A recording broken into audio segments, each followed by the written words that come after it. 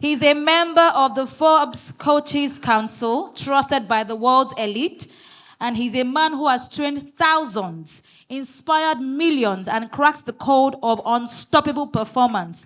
When he speaks, you listen. And when he teaches, you level up. Ladies and gentlemen, are you ready to level up?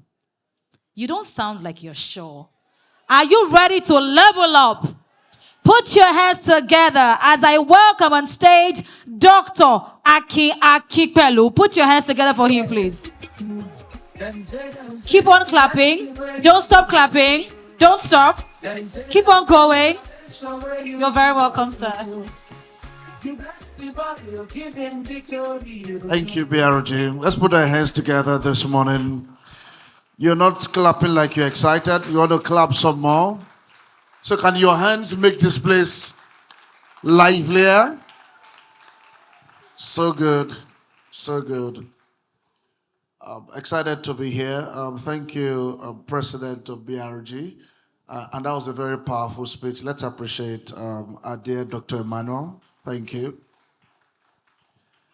And the CEO of the Academy, very powerful speech also. Let's appreciate him for that. All right, so my name is Ake. I'll just be with you for the next few minutes. We will just talk about a few things together. Then we'll see how things flow. Let me tell you a little bit about what I do. I play in the research, learning, and development field for just a few years. I must have done that for about 2 decades now. And I'm a professor of leadership. So I have researched leadership. I have studied leadership. I understand leadership. And education is a part of what I do.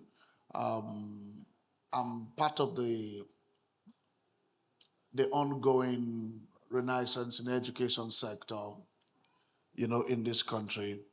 And I have a thing for people who are interested in performance very strongly across boardrooms, C-suite leaders, and all of that. And so I'm excited to be with us here at this conference. Thank you also again and again to the BRG founders. So this morning, we want to talk about what it takes to break into the 0.1% elite on the earth. So, and I think it's quite an interesting conversation for us to look at. So, and the topic is disruptive thinking. So, disruptive thinking and innovation for the next generation of believers, of billionaires. And I'll tell you why I use the word believers who are billionaires.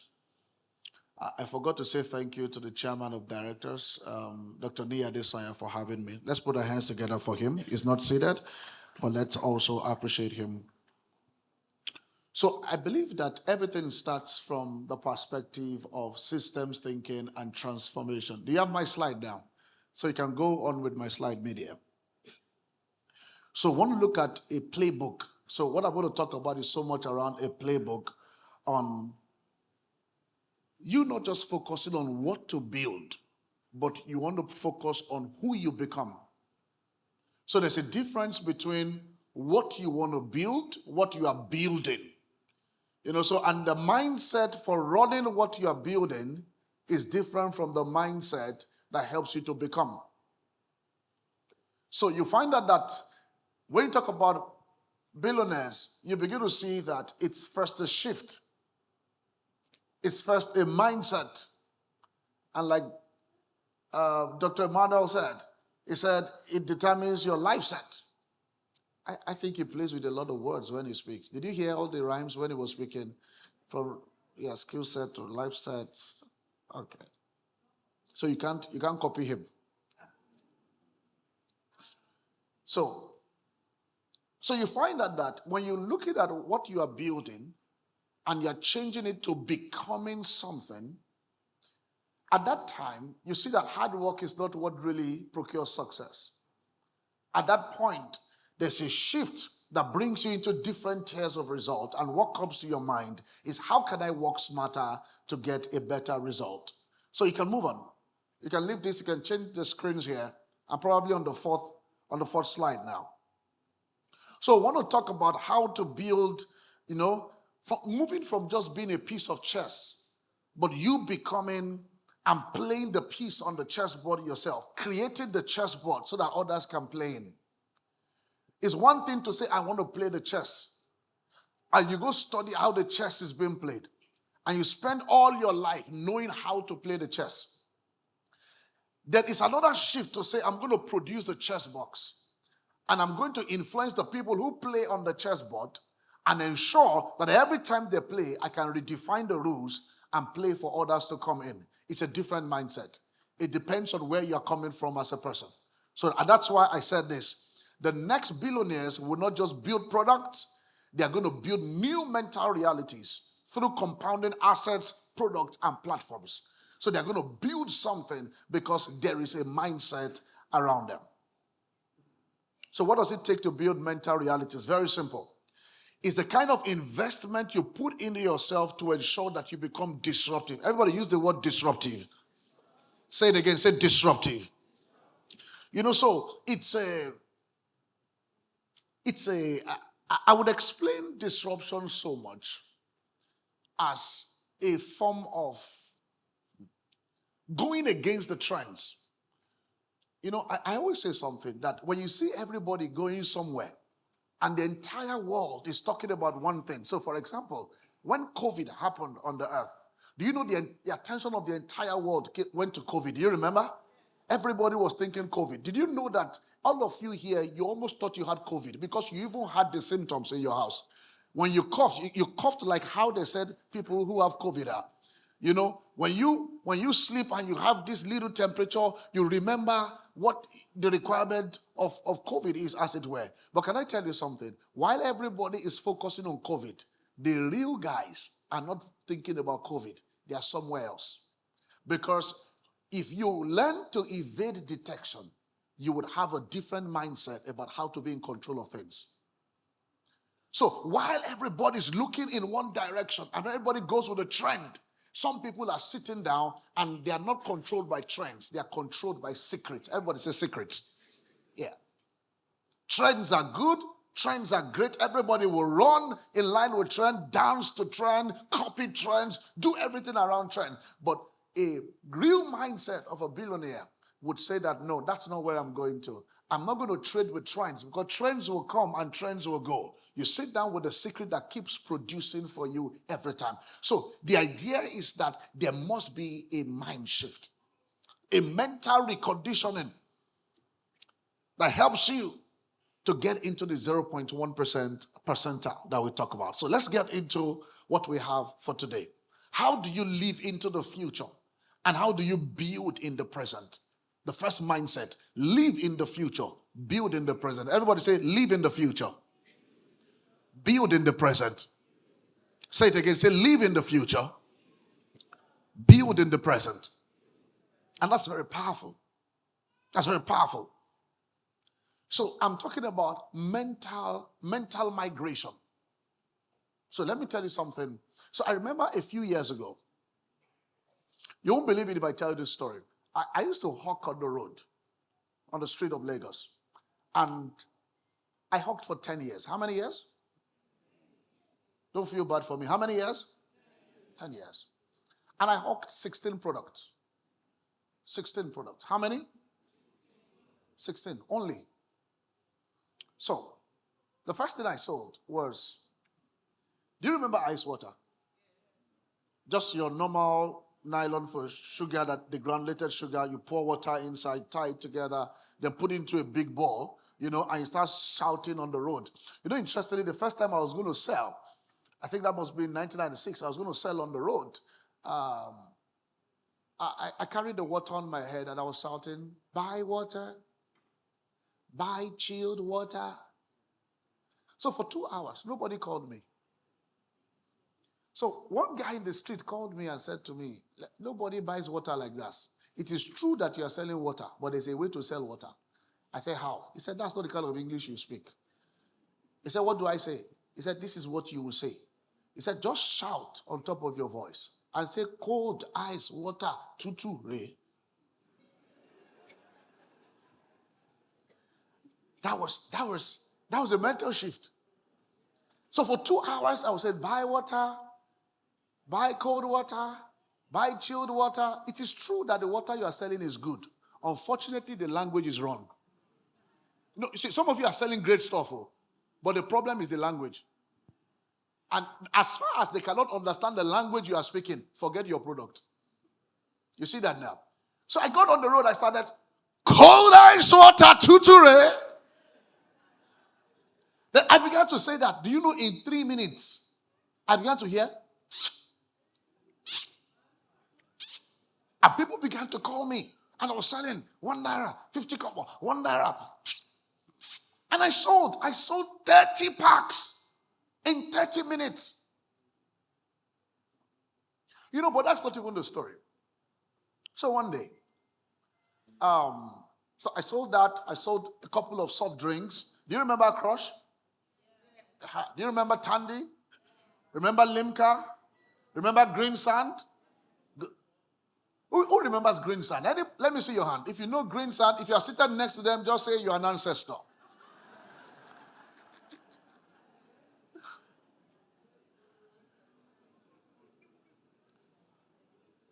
So one day I was selling at Apapa Wharf. So I entered Nigerian Port Authority. So I met a man who was just employed and he was doing well in NPA. And so the man looked at me and he says, I like the way you speak. I think you're educated. Why are you selling? I can't remember what I told the guy, but what I would have said to him was very simple. I think I would have said things like, oh, I took my life into my hand and I just have to move on. So the man says, let me see you tomorrow morning. When I see you tomorrow, I want to turn your life around. I said, that's powerful. I've never heard anybody tell me they wanted to help me.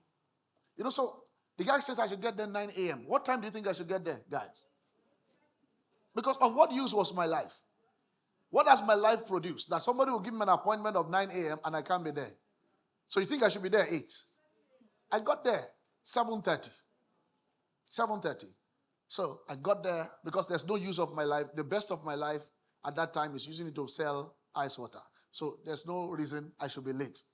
So I got there 7:30. I waited 8:30. I waited 9:30. I waited 10:30. I waited 11:30. The man showed up after 11:30. And he says, oh, I'm sorry, you've been waiting for me since when have you been here? I said 7:30. Oh, the man said, I'm so sorry. I said, no, you can't be sorry. I should be the one sorry. Because you have something good to do with your life. But you want to help somebody who does not have a future. I said, thank you very much, sir. And the man looks at me. I'm sure in his mind, he looked at the rate at which poverty had affected my mind to the point that I can apologize for the doings of another person. Then the guy said, follow me. So when he followed me, we went somewhere. So when I met him yesterday, I said, this guy is a good man. Now, this morning, as we were going somewhere, he said, let's find a place. So we went there. They were selling rice, beans, gari, dodo, all kinds of things. You know, and I don't know if you remember then, if you want to eat well, to be full, you have to mix your rice with plantain, with spaghetti, with beans. You know, so you have to mix it, you know, so. Yeah. So when we got to the person selling, I was happy again that, wow, this man, who told him I'm hungry? That I've been here since 7:30. I said, this man is not just a good man. Yesterday was a good man. Today, he's an angel. He's an angel. Who told him I'm hungry? But then, when I got there, I thought that by the time I get there, they will say, please sit down, and somebody will come and pick my order on what I will eat. But for 10 minutes, I was still standing. 15 minutes, I was standing. So something began to tell me there's something wrong, because people came after me and they offered them seat. And I said, what's going on? Then suddenly I began to hear them speak in colloquial English, what you call pidgin English. So the man says to the woman selling, Naim be that? Say Naim. Say, don't come. Say, don't come. This one goes to be work, so say go work. When he won't start, the man said, not today. As they were talking, you know, my mind shifted from food. Then I understood what was happening, that this is me. I don't need everybody to tell me this is me. So I said, okay, the woman said, make it start. I said, make it start. Somebody brought a coverall whose name is Uche. She brought a Maggie Cube yellow coverall. Do you remember that Maggie Cube yellow coverall? Brought it, wore it on my head, tied it from the back. And she gave me my JD. Wash plate, arrange plate, serve food, bring back the plates. And the founder of the company ended the conversation and says, my money no dey miss. So I looked at the man who brought me, who wanted to change my life. I looked at the man. Truly, he that is on the ground cannot be afraid of a fall. Truly. So that was what was happening to me in my mind. Now look at this. As all of these things were happening to me externally, I was doing a lot on my mind. I started a journey in my mind. It was a journey of transformation. And it's very powerful. Now, I just told you exactly what's happening to me on the outside. And imagine if I told you every other thing I sold, down to the firewood and everything that I sold on my head. 16. I just gave you 2 or 3. And so my mind, I began to invest a lot into my mind. I spent a lot of time training myself. Then, and this thing is quite real. It's quite real because you'll be so excited that something good is happening to you inside, but you can't prove it on the external. Because what is happening to you, you can't explain it. But little by little, as the years go by, guess what? The outside began to catch up with the inside. That's what they call mental shift. That's how paradigms happen. Paradigms just don't happen because you say it, but there must be a mental condition. It's called a mental migration. Everybody say mental migration. So, as billionaires, we're asking ourselves, we must move from what people do or what people need today. We must have a shift, not just on what people want today, but we need to start thinking about what people definitely need in the next 10 years from now. And that looks very crazy. When Elon Musk began to talk about electric cars on the earth, at first it looked very crazy. Now, there were other cars, but he didn't follow the trend. He created a secret for the future. That's why I said don't follow trends. You follow secrets. You get trade secrets. Look at the billionaire called Bill Gates. That there's going to be personal computers in the homes of people. At least it started with the mindset of 1 out of 10 in every home. And now it's far beyond 1 out of 10 now. And as at that time, nobody's thinking about it. So you see that when the whole world is going around the trend, yours is to create a secret. Is this making sense? Yes. So for you to achieve this, you must become a future native. Everybody say future native. Oh, you're not talking to me. Say future native. So let me tell you who a future native is for you to know. So you know that I want to believe by the people I see here, you adopted technology. So you've been living, then technology came. So you adopted technology.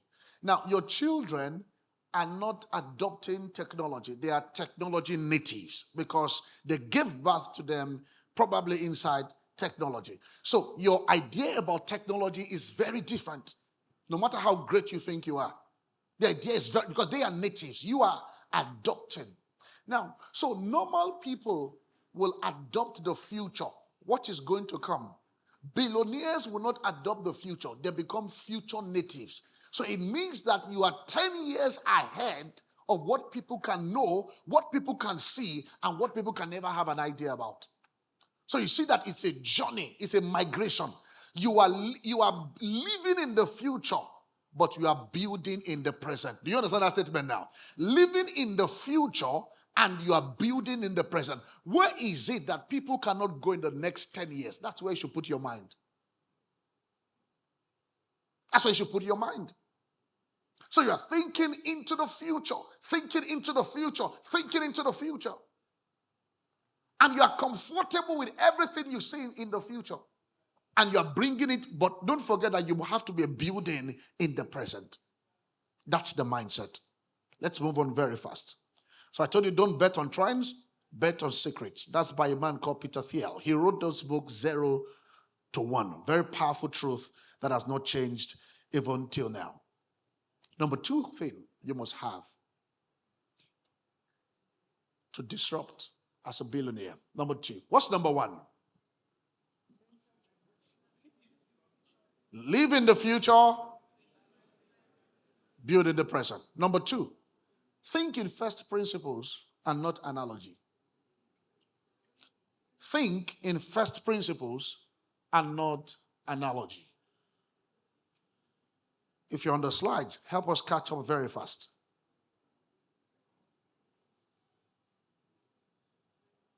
So, look at this. Very, very powerful thing. First principles. So, first principle is very simple. Try to tell yourself, what is it I can be first in that people are not thinking about? What can I be first in? So, as your mind begins to travel, as you begin to embark on that mental migration I spoke to you about, you begin to tell you know what they call innovation? Innovation is very powerful. Innovation is, so let me explain it this way. There's no system that exists in perfect entirety. Do you believe that? There's no system. Every system has got loopholes. So when you look at the loopholes and you think of what you can do about it as a person, and if you are the first person, that's a disruptor's mind. Anybody who can put a solution to a loophole is automatically called an innovator. And so in being an innovator, you are telling yourself, how can I be the first person? The first person. How do I move from Uber for X? Or Facebook, you see that? Or Dangote, as the case may be. Or BRG, as the case may be. Now you are thinking for yourself, what is the fundamental nature of the problem? Stripped by legacy of assumption. I'll give you an example.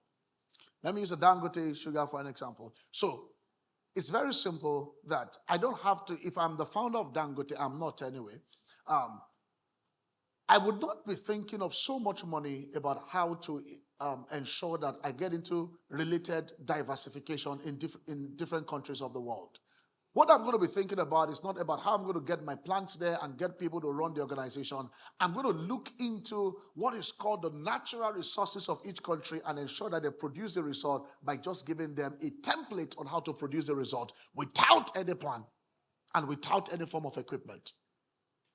There's a way to think and there's a way to go. So, kill mental laziness. Tell your neighbor, say, kill mental laziness. You see, people like to copy methods. People copy methods, and I think it's a very weak, thing for you to always copy methods. So I'll give you an example. If you see Beyonce, if she makes her hair in a particular way and you love it, then tomorrow you get yourself into the salon and you make your hair like that of Beyonce. Now, does that make you Beyonce? Now, do you have the money that she has? Do you have the visibility that she has? Do you have the influence that she has? Then who are you?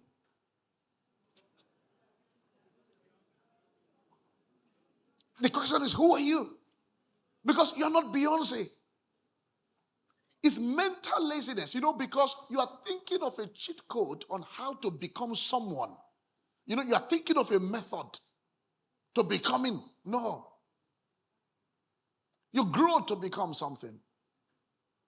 You grow. So it's not in the doing that you become. It is in the being. There's something you become, you grow into, that you can assume a particular stake around what we're talking about. So you don't copy styles, you don't copy execution. You must understand the science that produces things, the physics that is producing things for people. So you must always ask yourself, how do I solve this if I were designing the industry from scratch? So I want to ask you a few questions. If you are redesigning an industry now from the scratch, what do you think you're going to do differently? Can I get 2 people or 3 people speak to me about that? Can I have microphone, media team? Thank you. What do you think you can, if you are designing the industry from the scratch, how do you think you can solve the problem differently from how you are solving it? Let me just get 2 hands. First hand, 1. I've seen 1. Second hand, I hope that's a lady. There's a man up. Okay, we have 2 men. So 1, 2. Thank you. Please give them the microphone. Hello, good afternoon. Good afternoon. What's your name? I'm George. George, what do you do? I'm a realtor. You're a realtor. Yes. Fantastic. I like your earrings. All right, so I think you should look for the problem the present company or organization is not meeting. You tell me. Okay. Personal story, experience. What are you going to do differently if you are rebuilding from the scratch? You're not talking to somebody else. You're talking about yourself as a realtor. Okay. As a realtor, you need to actually look at the customer's needs and make sure that you provide a service that they are going to be so impressed with that other people are not providing. I don't know if I'm actually hitting your points, but okay, you did well. Thank you. Thank you. Thank you. Let's pass the microphone. Okay, so there's the second person there, but give it to this lady on green. Who is on the microphone? Okay, great. Carry on. Your name is Prince? Yes. From which kingdom? Real estate. Okay. Okay. All right. Yeah. For me, I will look at both the present problems and the future problem of real estate, which is usually based on transparency, both on the government side, the developer side, and all the stakeholders. What I'll do, I'll create a software or a platform where if I need to buy a property, I don't even need a surveyor to tell me the zoning or the status of that place. I can go to that software, and because the government will have their own staffs that will be able to impute from the back end locations that are committed in that system, while the developer or the investor will just log in, check the area where he wants to purchase. He will be able to see that, okay, this place is taken or this place is free, and also the data that they currently have in Alausa, especially for the survey. Once a survey is registered, it should be able to be logged into a system where I can see the owner of the property from the system. I don't need to start looking for a surveyor to help me. They should, from there, impute it into the system while I just log in. Okay, this property you want to sell for me, let me check if it's truly yours. I check the system and I know if it's yours or not. Wow. Come on, clap some more for Prince. That's if that happens in this country, if it happens in this country, you are made. You are made. Prince, my eyes are on you. Thank you.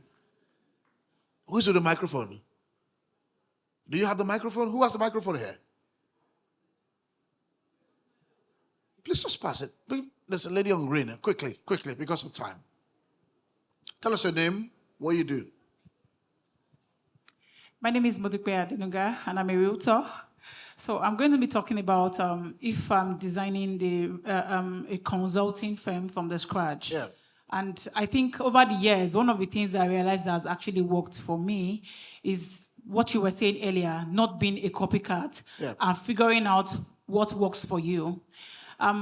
I was opportune to be among the top 100 realtors last year, and a lot of time people ask me one question: what do you do to be able to meet up that target? And one thing I did was I never copied anybody. And you would imagine that you being a realtor, you probably need to do a lot of sponsored ads, which is the trend. You need to do a lot of sponsored ads for you to be able to reach out to people in diaspora and all over. So you being a realtor, one of the things I realized that worked is that you must understand what works for you as an individual. And one of the things I realized that worked for me personally was creating content that didn't look like they were staged. I realized that people would invest with me. People in different parts of the world would invest with me, never met me. They will assume they are investing with someone like Akin Akinpelu because they feel like they know me so well. They will call me and my last name. And I would say, as a realtor, creating content that doesn't look staged. I would Once that, you look at yourself, don't copy anybody. Just sit down. I take out time to sit in the morning, and while I meditate, something comes to my mind. Even when I create content, people share my content. Well, that's what you are doing presently. Yes. If you're supposed to do something else to redesign the system. Yeah. So now, I'm saying travel into the future. Yeah. What would you build now? If I was to do something different, I think I would because there are a lot of things we are not doing, I would take out more time to sit and meditate. And there are 1,001 ways we can still disrupt the real estate industry currently. Thank you very much. Let's put our hands together for her. Thank you. Adenuga. There's somebody's hand at the back. Okay, yes, this was the first man to my left, yes. This man here. Pass the microphone to him. Okay. Yeah. My name is Dr. Alfonso Peter. Dr. Alfonso Peter. Alfonso's Peter. Okay. Pharmacist by training. By the grace of God, just like her, I was opportune to be among the top 100 realtors last year. Even though I started real estate less than 3 years ago. Now, currently, I discovered that there are issues with respect to research, qualitative and quantitative in the real estate space. Most of what we just do is what we see others doing. Simply to say more of copycat thing. When I came into, I was doing much of what I could do, to the extent that people above me told me that this thing is not going to work. But if I had followed the trend, I wouldn't have been among the 100 top realtors last year. So what would you do differently? Rethinking the future. I'm looking at rethinking real estate in the line of wealth and wellness, where people that are going to be your clients, you consider their medical conditions even before you give them a space. So whether they want to live in the house for 100 years, 90 years, they wouldn't be worried about going upstairs or staying in traditional houses. We're going to evolve and bring estates such that before we put in there from your profile, we'll profile you before you get into your space, irrespective of where you're coming from, whether you're a pediatric, you're a geriatric, whether you have arthritis, whether you have cardiothoracic issues, and whatever they are. That's going to be one of our major points. Health and wellness estate. So good, so good. Let's put our hands together for him. There's no time. We can't keep going again. There's no time. Now your hands are up. When I called for the first two, your hands were not up. So always learn to be bold when you have opportunities. Let's go to number 3. Compounding systems over business goals. How do you compound business? So before that, there's a video we can watch. Can you help me on the screen? Next slide. Media. Next slide. Yeah, play the video.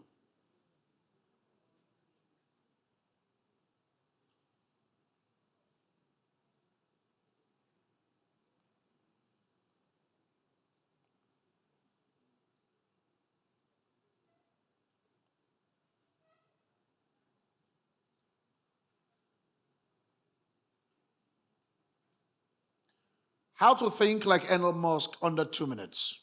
Let's look at this. Some volume.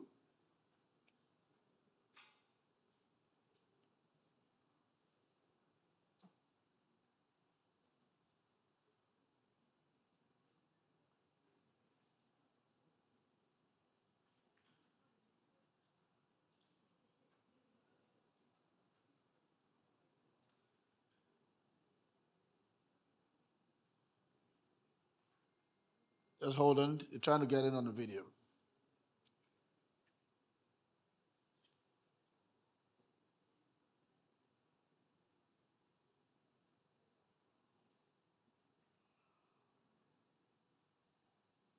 Volume. Difficult decisions in your life. So what is first principle thinking? It's when you strip down a problem to its fundamental ideas and then build from that base. So you really start to answer the baseline questions before building onto the higher level, harder questions. This is used by a lot of people, from the great philosopher Aristotle and recently and more famously Elon Musk. Elon Musk had a dream of sending a rocket to Mars and creating a colony there. When he looked into purchasing a rocket, he found that his options were really limited, and a single trip could cost up to $65 million. He used first principle thinking to actually strip that back to the first question: what is a rocket made of? It's some aluminium alloys, some titanium, copper, and carbon fiber. Then he asked, what's the cost of those materials? It turned out the cost is only 2% of the typical price of a rocket. By using first principle thinking, Elon Musk followed that dream and started a company called SpaceX, which eventually cut the cost of launching a rocket into space by nearly 10 and is making a profit today. So let's use this framework in something that might be more relevant to you. A question you might have is, should I stay in my job? You might ask yourself, well, why do I even have a job in the first place? It might be to make money, it might... Network.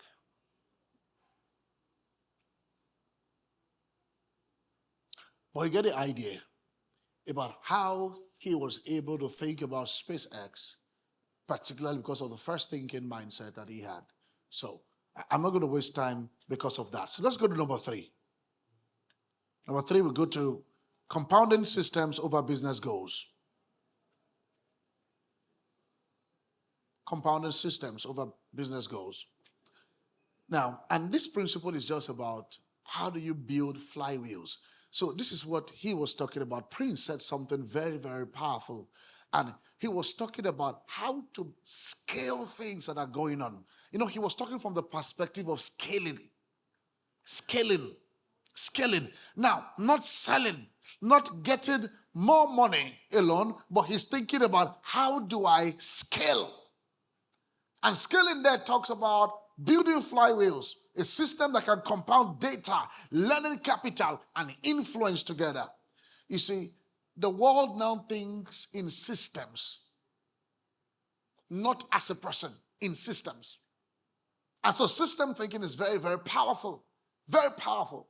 You know, somebody said to me one day, and I think it was the last election, and somebody said to me, this is going to be the next president of Nigeria. I said, you have your reasons, and I believe you. I said, but can I tell you something? I think the next president of this country is going to be this person. He said, why? I said, systems. He said, what do you mean by that? I said, this man has carefully built a system over the years for over 30 years. I said, there's no principle on the earth that can stop what you call systems thinking. And he said, let's put a bet on it. So the election held, a lot of hype around it, but it happened exactly as we said it. Systems. You don't want to be stuck on your goal. And so if you don't want to be stuck on your goal, you build a startup. Let's put our hands together for Dr. Nia Desayam.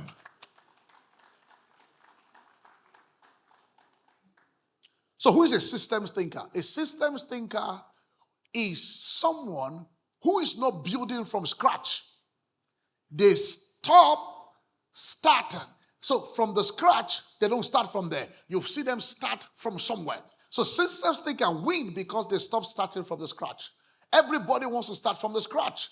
A systems person, and that's why I talk about looking for loopholes in systems. You wouldn't start from the scratch. Then you build from there to go up. Don't start from the scratch. And this principle is very simple. You learn something, you build the experiment, you test it, you reflect it, then publish it out, then attract smarter allies, then learn from it again. It's not like you are starting from the scratch. So for example, let me make it very simple. You see this microphone? This is probably Shaw. Shaw made this microphone. You have a vision of building something like this. Please don't ask where's the place they started building this thing from. Start from where he stopped and rebuild. It's called innovation. Don't waste your time. There's already a virtual loop to help you not to start from the scratch. And that's a billionaire mindset. So at the end of the day, what I'm trying to tell you is this: you must learn to pursue power and not just product. Does that make sense now? Pursue power and not just products. Products will limit you. You are building flywheels. So if you are building flywheels, you are thinking of power. And when I say power, I'm thinking of power rooms, power places. I mean, for example, this is a power hangout. You see that now? So you are thinking power, not just product. You are thinking power. So that mental migration is very important.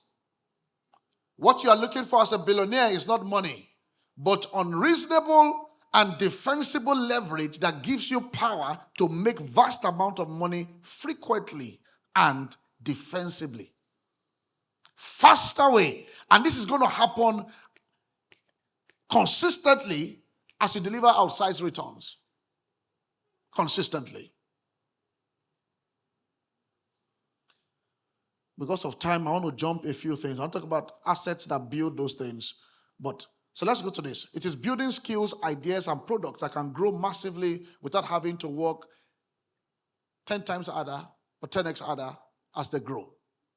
You don't want to build a product. So you're moving from linear to becoming exponential. Linear is if I give 1 hour of my time to something, I want to get a result that shows 1 hour to prove that I gave 1 hour. And so you know the result you should give. Maybe the result is still talking stage. You're still trying to get a customer to buy in 1 hour. Now, a mindset is, how can I make my 1 hour qualitative? That my 1 hour can be equivalent to what 10 years can give me just at once. 10 years just at once. Are we learning something? So this is where you need to stop doing things that require linear effort, 1 hour to get 1x result. Start doing things where 1 hour can give you infinite result. So what am I trying to say? Just change what you have been doing. How you have been doing it. Try change it.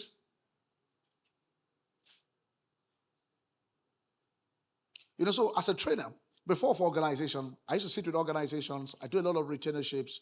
I began to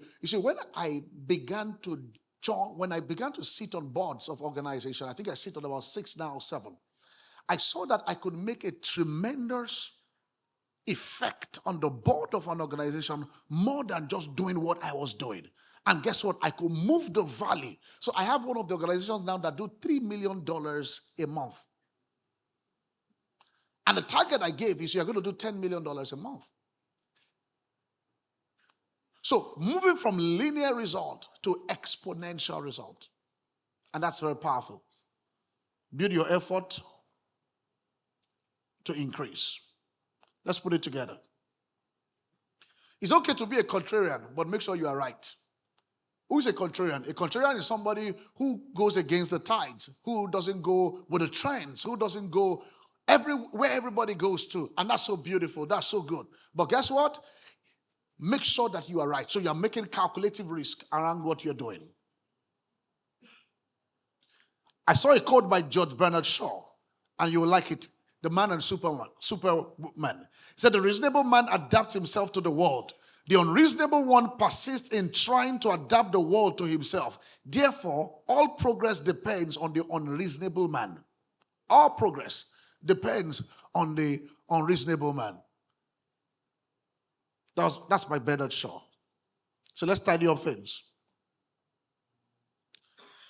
Instead of you getting stuck on ideas, answer this question. What is true but not yet accepted and can't be ignored for long? There's something that is true, but it is not accepted. Right? And because it's not accepted, but you know that this cannot be ignored for long. E.g., what you said. It is true, but it's not accepted. The system is fighting that idea. Lots of the government may fight that idea. Some people in government rather will fight that idea. But guess what?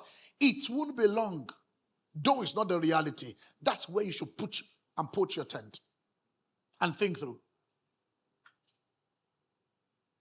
What important truth do very few people agree with you on? It's a pointer to something. You must believe in a truth early and sell it to the world later at a massive markup. So don't wait for people.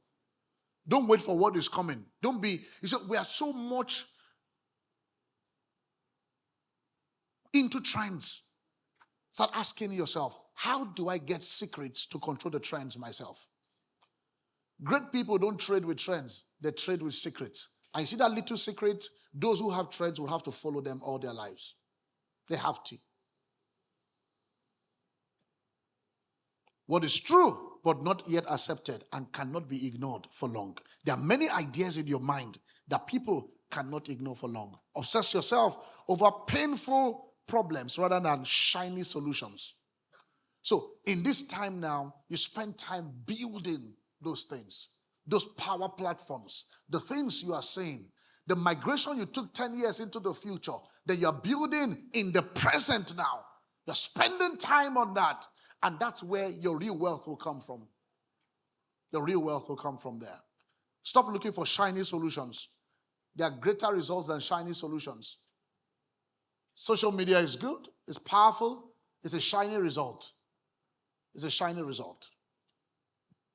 The most resilient businesses solve the most fundamental problems that bedevil mankind. So, these problems are the type that require painkillers to resolve very quickly. So, this is the idea. There are problems that require candies. There are problems that require painkillers. There are problems that require heavy dose of antibiotics. So you see those ones that require heavy dose, start focusing on that. Leave the candies and leave the painkillers for people. It won't be ignored for long. And that's why I say build power. When you build power, it helps you. Most of the problems that we see today are from institutional voids. Maybe skilled dysfunctions, a few things here and there. You see, undeserved, unmet expectations, but deeply fundamental to human needs. Then how do you tie up those problems, as a billionaire? You must love problems. Say, I love problems. Are you scared? Say, I love problems. Shout it, say, I love problems. No, sir, no, sir. Tell your neighbor, do you love problems?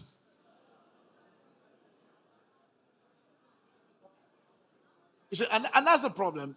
See, if you don't love problem, then how do you become great?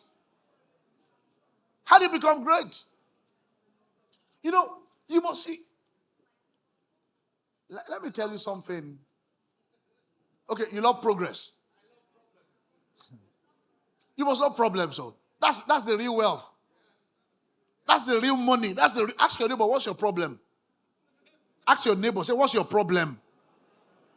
If you come to meetings like this, you do speed dating and be writing, this is his problem, this is her problem. That's your real wealth. That's your real wealth.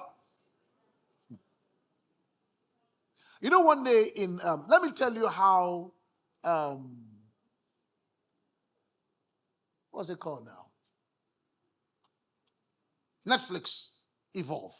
Let me tell you how Netflix evolved. So one day, the number one was stock. And they were a bit traditional as at that time. So guess what he did? He just sat down one day and he said that everybody report in the office. When you report to the office, before you go to your office, come to my office and spend 10 minutes with me. Tell me what you think the problem of this organization is. 10 minutes of your time every day. So every staff will come 10 minutes. They'll come and these are the problems. And he will just be writing. He'll be writing. And he did that for 6 months. And guess what? As a CEO, all he did was very simple. He just compiled all the problems together, got a consultant, and said, let's solve the problem. As they solved the problem, you see that the thing scaled. It's very powerful. What's life without problem for you? You need problem. You need big problem. Because you need to solve big problems. We looked at the 2 minutes of Elon Musk just now. Big problems. So can you imagine the kind of problem you are solving? See the one he's thinking about. You can't be thinking small problems. You think big problems. And when the big problems come, just tell yourself, this is what I'm equipped to do. And guess what? You figure it out. You are going to somehow swim out of it. You swim out of it.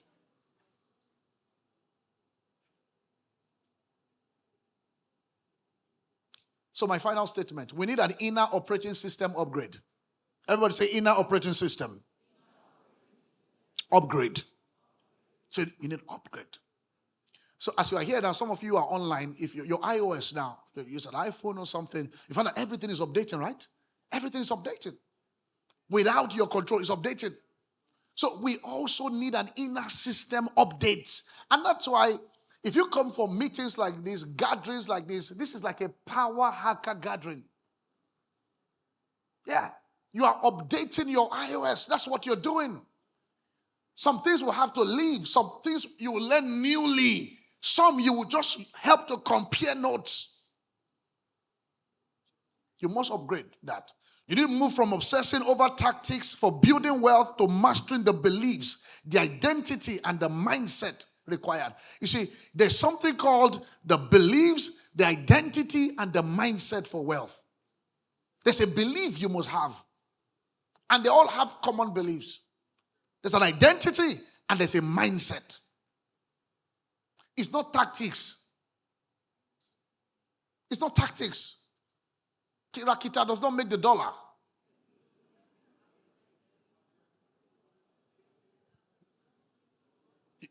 You can say it the way they taught you shall. So let's talk about beliefs, identity, and mindset of billionaires. I have just 5 minutes to go now.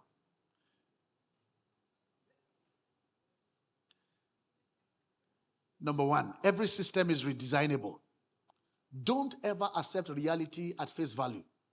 This is how they do it, and that's how you must continue to do it. No, it is redesignable. Every system has loopholes. And if you see the loophole, you go for the loophole, solve the problem, you become an innovator. Number two, the greatest opportunities lie where others see nothing. So don't chase hot trends. You hunt for undervalued truths. Truths that people cannot see. That's what you hunt for. Number one, I said every system is redesignable. That's opportunity for innovation. Number two, your greatest opportunity will lie in what others cannot see. So learn to leverage. Leverage is powerful. Leverage is powerful. Other people money, other people effect, other people influence, anything other people, go for it. Don't play to win a game. Play to design new games. Don't play because you want to win a game. Don't struggle to play the chess. Now you go produce the chess box. Then produce new rules of engagement. If you can control the rules, then you can control the wealth. And that's powerful for you to know. Don't just be a hustler in this system. Be a system builder. What I mean is that don't just solve problems manually. You must try to get into the place of automation, the place of delegation, and how you can platformize things, just like Prince said. So awaken your curiosity engine. Get your operator to become sovereign. That's trust your judgment. Your instinct about things. You may be shocked that it will always work out. I think that, so long-term patience, short-term urgency. The things you must do now and having something great above for you, you do that. But at the end of the day, I will stop with this statement. You need a power hacking environment to be able to scale into this.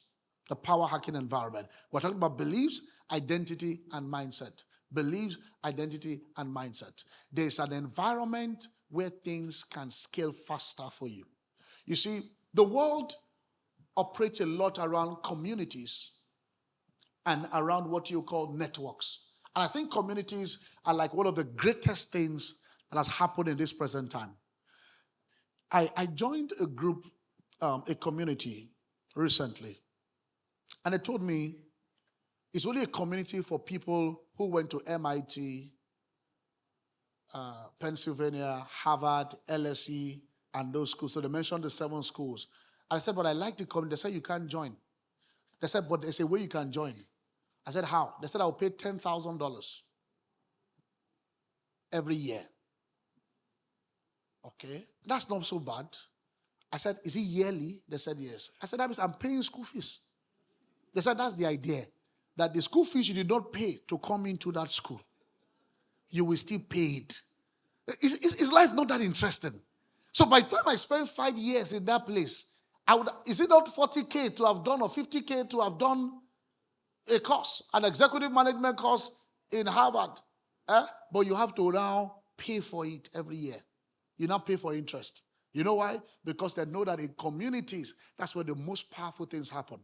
In communities, you get shared information that you don't see everywhere. You see shared ideas. You get shared collaboration. In fact, in that community, they said to me that your first day in that community is we want you to pitch your idea. And from that place, if you are raising money, we'll make sure we raise 15% of the capital you need for whatever your idea is. They said inside that, I said, let me see the list of people in that place. And I saw it. I saw it. I believe that it's true. I believe that it was true. It was true. Then I said, let me test it. So they gave me a DOM. So I chatted one of them. I chatted one, I won't mention the name. And the guy responded after 15 minutes, said he was in a meeting, but because I'm from this platform, I said, what's your name? I wanted to be sure. I wasn't talking to a robot. I said, can I talk to you? So we spoke on the phone. He said, we are committed in that environment, and that is what we do. I said, it's powerful. You see, communities are powerful. They're powerful. Power rooms are like the greatest places you can always find yourself and do things. You would evolve to become a better person every time. So do all you can to be part of power rooms. It's a great hackathon. Ladies and gentlemen, I think I'd like to stop here. Let me say this before I go. Take me to the last slide. There's a material I want to show you. You can see I didn't touch a lot of things. So I have a book called Networking Your Way to the Top. This book I wrote about how I have been an advisor to 2 presidents, but it's now 3 anyway, 16 governors, 12 mayors across the world, and how I had helped sister city collaborations between nations, and communities. And I think networking is a very powerful tool that you need. So I want to recommend in this place, you can get Networking Your Way to Top as one of the materials that I think would help you very, very powerfully. And if you can, there's one you can get, Street to Forbes. Remember the story I shared a little for you is going to help you. I want to say thank you, Dr. Nia Adesoya, for having me. Thank you, the President, Mr. Emmanuel Abikoye. Let's put our hands together for the President, the CEO of BRG Academy. Thank you, and put your hands together for yourself. We can continue conversations online. Thank you. Don't stop clapping. Keep